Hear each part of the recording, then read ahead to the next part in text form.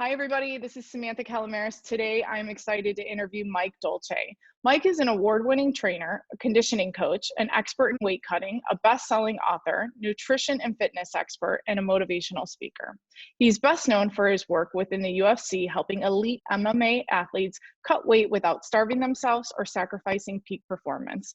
The UFC has honored him with the World MMA Training of the Year award 4 times. Mike, thank you for being here with me today. Samantha, thank you so much for having me. I'm excited to be here. Good, good. Many people in my community may or may not know who you are, and I'm excited to introduce you. So why don't you tell us a little bit about you and yourself? I think you just did a pretty good job right Yeah. there. Wow, thank you. It's like Mhm. a little mic drop. But I'm also a father. I have 2 young daughters, 5 years old and 3 years old, Victoria and Arden. I'm married 20 years with my wife, Brandy. We live in the Northeast now. We moved back home to New Jersey, but we also were on the West Coast for nearly a decade with interest still in Nevada and Las Vegas. And I'm just here to help. That's what I do. I've acquired some knowledge over the years, and I have a passion to spread that information. So that's really what I'm trying to get done. All right, good. So let's talk about diet, why it's so important. And to me, I think about what percent of diet is what percent is more diet versus activity? In simple terms, what's more important, a good diet or good exercise routine? If we have twins, right? Twins, they're born. Twin number 1 eats perfectly. Earth-grown nutrients, fresh, local, organic, right out of her backyard all day long, every day for the next 28 years. Doesn't exercise, no gym membership, no Peloton, no yoga class, just lives a normal, healthy, active life, running and tumbling and, dancing and doing all those things that we should be doing. Twin number 2 trains perfectly, trains like an Olympian since the day that they're born, but eats horribly. High-fat foods, chicken nuggets, ice cream, sodas constantly, never an apple, never a green vegetable. For 28 years. Now compare the 2 side by side. Who looks better? Who's healthier? Now 58 years old. Who makes it to 58 years old? What's their skin tone look like? What's their hair? What's their activity level? Very obvious, I think, with that example, that nutrition is everything. That's the foundation. Nutrition is the building blocks. It is the lumber and the nails on the job site, regardless of what the grand plans are. If you don't have the nutrition in place, the exercise is just stimulation for an adaptation. We do a little bit of running, we do a little bit of CrossFit, we stimulate a perceived outcome. If we have the wrong or inferior materials to create that, then it all implodes on itself. Yeah, I guess it's true. I mean, it's not exactly what most of us want to hear, but we do know that it's a priority, right? Most people want the 25 to 45 minute, like, make me feel good about it, and then I'm going to go and have a bowl of cheese and corn chips, Yeah. which I get it. I understand, I'm in the game too. But we know that. And then it just becomes a matter of priorities and goals. And, we just kind of have a little punch list in our mind of things that we will do. Maybe the queso, well, we can have that on Saturday, maybe next Saturday, because, I had a little bit too much of something else 4 days ago. So I'm going to create some space between what we call an earned meal, which would be, you can have an earned meal. Have that every so often. But have you earned it? Have you earned it? That's a good way of thinking about it. Have you earned it? I like that.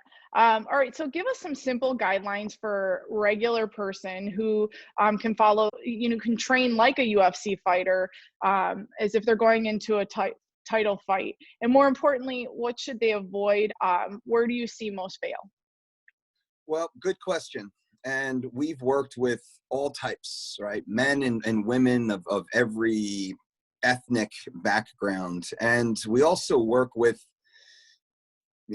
scores of regular people, what we call civilians, to which I am one too, not a professional athlete, right? You're not trying to fight in the UFC main event, but there's no reason why your body shouldn't be capable of performing in that manner and living the lifestyle to bring that about, right? So that becomes an athletic goal that anyone can attain, because we can all improve it. And I kind of look at it with our athletes or clients, whether it's an 89-year-old, great grandma who we'll work with, or a 27-year-old Olympic champion who we also work with. Mm-hmm. The concept is bringing about full potential within reason, to your lifestyle goals and what else, you're balancing. You don't need to be a long jumper, right? That's a fitness attribute to which we can all improve our long jump, but more of a decathlete, a well-rounded approach, the ability to run and jump and skip and climb and crawl and tumble and lift and bound with an aesthetic result that suits our ego, our narcissism, which is a good thing.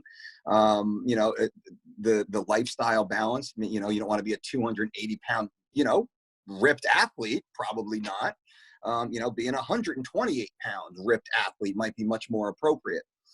So it's keeping that in mind, which is attainable for everyone. And that's really what we try and do. We try and release your athletic fitness. That's the concept that we use. Everyone has an inherent athletic fitness ability. Now, how high up you want to bring that, or how particular, because we know, probably you too, friends that are, man, all they do is CrossFit. If it's not CrossFit, they're not doing it. And I know other friends, all they do is yoga, like nothing other than yoga. Well, we should probably blend that a little bit more. We should really, fully express the capabilities of our bodies. So now we're much more well-balanced, which brings up all areas, all attributes. I don't know if that directly answers your question, but gives a little more context. Agreed. And I think it's important because I've talked to you before on Instagram, and you've said just get down, for me, it's downstairs to the gym, but get out, exercise, do something, because we're all here at home and we are eating probably more than we should. So you started off by saying it's important that we pick good foods. So bring good foods into your house. And I think for me, talking to a lot of people, it's like, how can I make sure that I'm getting fitness and making it a part of my daily routine? So to me, that's, should we do 30 minutes of cardio, 20 minutes of weights, 30 minutes of weights, 20 minutes of cardio? If you had to give, somebody like, all right, I've got 4 days a week, 1 hour a day, what should we focus on? You have 7 days a week, 24 hours a day, right? Okay. Right. So big picture here. I've had this conversation maybe about 12,000 times, in my life. So I understand it. I get it completely, but it's our priority, right? That's what it comes down to. Now, for me, living healthy and fit, I don't even think about it. This is just my normal life. I have a 5-year-old, I have a 3-year-old, 2 little girls in my house. I run 3 businesses. I'm happily married for 20 years. That takes work and time and attention too. I'm a very public person when I can be. I create tons of content and conversations and just direct engagements and interactions. And I exercise twice a day, but I don't see it as exercise because I go for a walk, right? I'll just walk out my front door. God forbid, not put on my running shoes or my Fitbits and my iPhone and all my gear and gadgets like I'm going to outer space. I just walk out my front door. Sometimes it's kind of still in my pajamas. As long as I have, proper, socks and shoes on, I'm out the door regardless of the weather. Well, that's exercise. And most people discount that 30 to 60 minutes of low intensity, steady state cardiovascular activity. There is a biochemical foundation for this. The low intensity activity, aerobic activity in the absence of insulin, right? So we haven't fed, we're in a completely fasted state, having slept the night before for 8-10 hours or more. Very low, if no, level of insulin, no circulating insulin. The lack of insulin in the bloodstream at this time allows for a much more efficient utilization of stored body fat, specifically with a propensity, or with I don't want to use improper words here, much more easily for what we call gender specific stubborn body fat, right? Without getting into the alpha beta cells and all the biochem and all that stuff. So gender specific, muffin top, lower kind of belly area, back of the arms, side of the legs. These are more stubborn. You see people with abs and they have those weird little poops on their body. You don't really understand why. Well, that's simple biochemistry. The lack of insulin, circulating insulin during aerobic activity, will allow those specific fat cells to more efficiently join the party and be utilized, right? It'll unlock the door so they can be used. Most people discount that and they just go straight to their 20, 30, 40 minutes of something hard. But what they do hard isn't efficient anyway. They're just doing something hard for the sake of getting tired. Well, I can make you stand on one leg for 45 minutes. You'll collapse of exhaustion. You'll be pouring sweat in 6 minutes. What did we accomplish? So what my suggestion is, live a balanced, healthy life. And I'll talk about nutrition here, because let's give an overview to everyone. What should the perfect day look like? You should get up and move your body, get the blood flow, get hydrated, get some good pure water in there. Don't start dumping all the stimulants right away. Don't start dumping all the toxic chemicals, the sugars, the hydrogenated oils in the coffee creamers out of the gate. My goodness, don't do it at all. Hopefully, get the body moving a little bit, right? And you can do this early in the morning. Now, this backs up, and I'll cut it here. We should all be in bed. We said the 7 days a week, 24 hours. We need to go to bed 9 hours before we have to wake up. That's how you plan your life. What time you have to wake up? You're in bed 9 hours beforehand. That gives you, half hour, 45 minutes, an hour to do whatever you might, scroll on Instagram or reading a book or humming or whatever it is, counting your blessings. You're in bed 9 hours beforehand. You're always asleep 8 hours before you have to wake up. Yeah, you always mention that in a lot of your speeches, how important sleep is for muscle development. And I'm good at sleeping, so that's great. Nice. Yeah, so let's talk about some of the most nutrient-dense foods that people miss in their diets, how we can get our kids to like more foods that have a wide range of benefits to their health and their brain development, which is really important right now. Yeah. So with new children, you want to expose them immediately to the textures, to the scents of fresh fruit and vegetables. Whether it's a potato with the skin on that you've washed off, really, or not. Tomatoes, broccoli. Our kids used to gnaw on broccoli, instead of a pacifier, things like, not that we give them the hunk of broccoli like weirdos, but if we bought food, we clean everything and we have them sit in the kitchen while we're unpacking groceries, and they would gnaw on the real food. So that's for newer parents, younger kids. Into the future, we look at recipes that are delicious. We don't make a big deal if they have an aversion to food, or to fresh food, to produce. They've usually learned it. That's a learned response. It's not natural for most of us. Not that it doesn't happen, but most of us, we respond very well to fruits and vegetables, right? Unless there's some sort of early disconnect with that. So don't make it a big deal. You're going to be healthier. You better eat this. Just make a meatloaf, make a quiche, make a frittata. We'll blend. We make an ice cream with Greek yogurt. You can use, cashew yogurt or something if you have a dairy issue. So we'll blend that with fresh fruit, frozen black cherries. This is a great one. Greek yogurt, frozen black cherries. We'll put maybe a handful of torn spinach and chopped carrots into it. Put it in the blend tech, blend it up. The cherries are like ice cubes, right? So it turns into ice cream. We'll scoop it out with an ice cream scooper in little glass dishes, sprinkle some chia seeds on there, some raw local honey, and serve that to kids. There's never been a kid to not freaking love it. Well, they just ate a salad, right? Think about it. They just ate a salad with all the spinach and whatnot, and it blends immediately, and the color. So just thinking outside the box a little bit. Now, I didn't read that recipe anywhere. I'm no more of a parent than anyone else. I just kind of thought, what can we do here to make this delicious? Yeah, you want ice cream? Sure. I don't care that they didn't eat the ugly looking spinach sitting on their plate, which can be unappetizing. And plating matters also. It should look appealing. It should look, fun. And the last piece is they should have a part of it. They should pick out the tomatoes in the grocery store. You should get their opinion so they can co-sign on it. They start to take ownership of it. Bring them to the kitchen. They can help out, right? That's great. I love that. Involve your kids. And there's no better time to do that now than say, hey, you pick out a recipe. If you don't want your kids going to the grocery store right now, then you can go and you can encourage them to say, here's my list of what I need, Mom, go get this.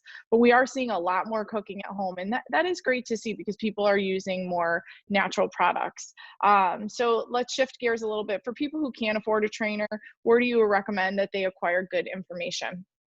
I think listening to you is a great start, right? They're already following you. So you're exposing. Or listening to you, more importantly. I know. Yeah. But I'm saying individuals like you, aspirational people, right? who else is living a fit, healthy life? What do you do? Where do you go? Like, can I do that with you? Can you keep me accountable? I mean, that's just like 5, 6, 7 questions into the next phase of your life, of you know, you plural, everyone listening.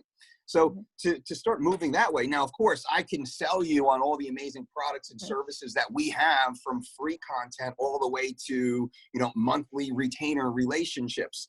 But you don't need that right now. And we don't need that ever, some of us. So searching qualified professionals like myself, I think, is a good first step. You can go to YouTube and Google and look at all the other, you know, kind of fitness inspired information, but your bullshit alarm has to be very well practiced, because it's going to be a lot of bullshit. There's nothing in a bottle. There's no pills. There's no teas. There's no waist trainers.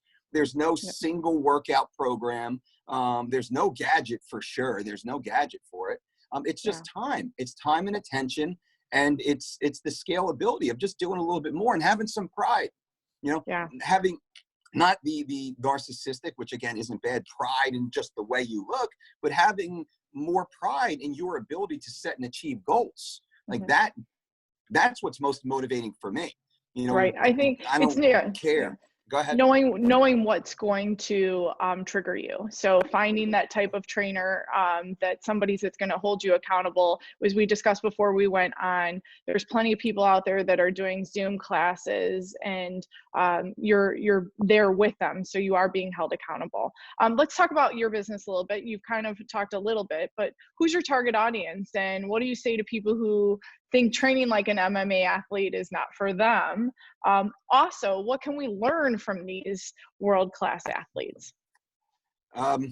Again, great questions. I appreciate the opportunity to speak to this. My target audience is the Lululemon mom.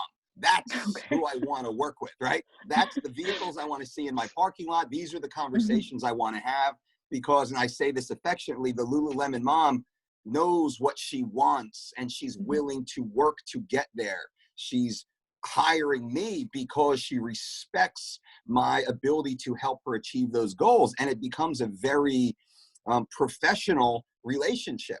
Now, I can work with anyone, and I do work with all different types, but that demographic, that type of young lady is the best client, because we see greater results. They're more compliant. They're intelligent. We'll ask the right questions. And if it makes sense, we'll then employ that without further question, which is beautiful, right? Not a lot of jumping, wishy-washy, keto today, fasting tomorrow.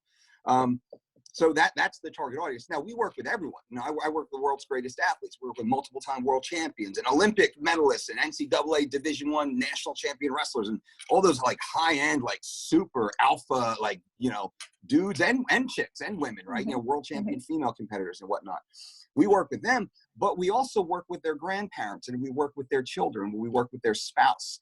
And that's the beauty of our business. We're a longevity-based business. We're looking, when I work with a world-class athlete, my job isn't for them to win the Olympic gold medal. That will probably happen along the way of helping them create a lifestyle that they can be 120 years old, telling their great-great-grandchildren about the time they won the gold medal. That's what I'm trying to do. That's what we're trying to do. That's the science that we employ, knowing that it has to be enjoyable. It has to be effective. It has to be affordable within reason. And that's my lifestyle anyway. I fit that demographic perfectly, so I can speak to many of the challenges and you know, bullshit. I do. I think you're very approachable when it comes to being able to talk to somebody. And I think that would go from any, you know, from the MMA athletes all the way to, like you said, the Lululemon moms. And, you know, a couple last final questions, because I know you're busy. I want to let you get back to your business. Have you had to pivot or change your business at all with COVID? To me, it seems like you're more active. And maybe it's just because I'm paying attention more, but you're speaking to your community and your audience a lot more. Yeah, thank you.